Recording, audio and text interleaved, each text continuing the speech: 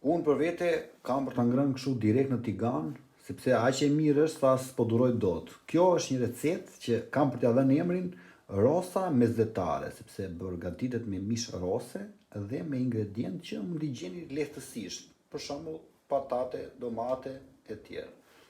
Shifeni videon dhe keni për të parë që me pak ingredient keni për të bërë diçka të mrekullueshme. Përshëndetje miq të kanalit Cook Vlog, sepse të gjithë jeni miq të këtij kanali, jemi me recetën e radhës dhe sot kemi diçka të veçantë. Siç ja u tregova, sot kemi rosën e mesdheut, sepse është një gatim special me një mish special dhe me gjërat që i gjejmë pothuajse për ditë në tavolinat tona. Para se fillojmë bëni të gjithë subscribe, sepse duke bërë subscribe jeni pjesë e këtij kanali dhe fillojmë me njëherë. Ingredientët janë një gjoks rose.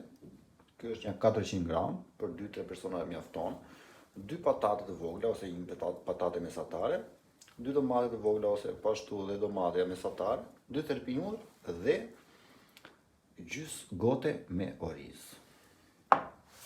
Para përgatitja e vetme që do bëni është që rosën ta ndani në copa të tilla, kaq të mëdha. Pashtu edhe domate në copa jo të rregullta, pak a shumë e njëjta mënyrë dhe e njëjta madhësi si rosa, edhe patatet e njëjta gjë.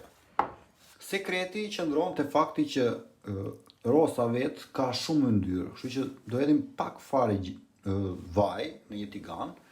Temperatura duhet të jetë e ftohtë, kështu që ta ndezim me një sopën dhe filloj të ngrihet temperatura vet avash avash dhe do vendosim komplet mishin.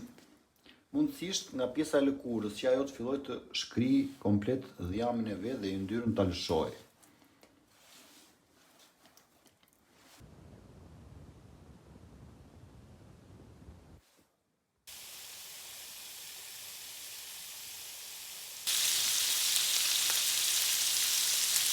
Tani që ka lëshuar yndyrën e vet, siç mund shikoni që është grumbulluar shumë yndyrë, mund të fillojmë të përzihemi si tani.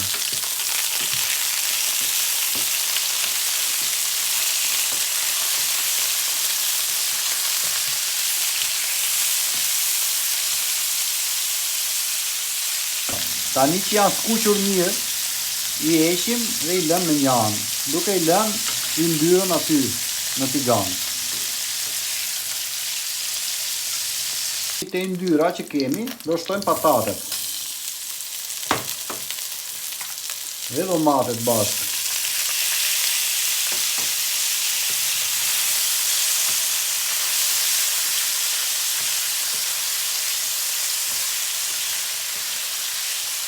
Që kanë marrë një skuqe të lehtë dhe patatet, po ashtu dhe domatet janë zbutur, do t'i shtojmë komplet orizin. T'ia përhapim një nga gjitha anët. Pas orizit do t'i hedhim komplet rosën që e kemi skuqur tashmë. E kemi lënë në një anë, bashkë me lëngun që ka lëshuar vetë. Se është komplet shija aty. Japim një të përzier të gjitha dhe bashkë.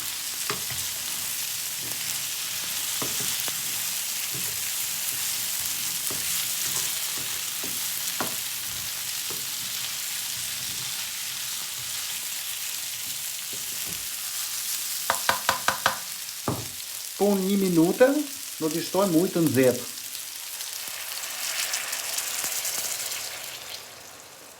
Deri sa të vejnë në nivelin e tyre, nuk do t'i mbulojmë shumë. Do t'i shtojmë krip, 1 lugë çaji. Piper të zi. Dhe rigon. Dhe kaq mjafton.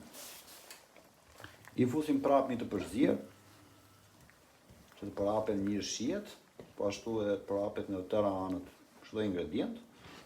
Dhe do t'i ulim zjarin pothuajse në minimum dhe ta lëm tani të bëj punën e vet ajo dhe ka për të bërë gati. Bëhet vetë gati. Shikoni, po ta vini re, ajo ka filluar tani të përthithi ujin e vet. Uji po dhe lëngu po shteron. Do ta lëm se si që thash bëhet vetë, ose vrisni mendim fare. E kontrollojmë tani për lëngu në fund, kur nuk ka asnjë lloj lëngu, që ka mbetur vetëm yndyrnat, atëherë është momenti që mund të themi që e kemi gati. Heqim nga zjarri dhe lëm të ftohet pak. Pasi e lam të qetësohet pak, t'i fusim një përzjedhje sepse yndyrnat që janë poshtë do t'i përzijmë mirë dhe t'i kthejmë dhe për pjesën që ka sipër. Kështu që shija të prapet nga të gjitha anët shumë mirë.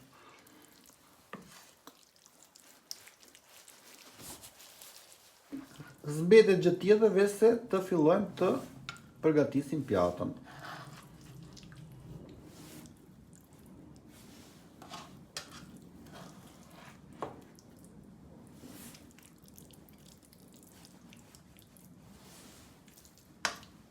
Dhe kjo ishte receta, dashur miq. Normalisht unë vetëm ju jap një ide. Në vend të rosës si mund të përdorni dhe pulën, në vend të këtyre perimeve që zgjolla unë ju mund të zgjidhni diçka tjetër. Jeni të lirë në kuzhinë, çdo gjë është e lirë. Kjo ishte receta siç ju thash, shpresoj t'ju kenë dhënë një ide të mirë.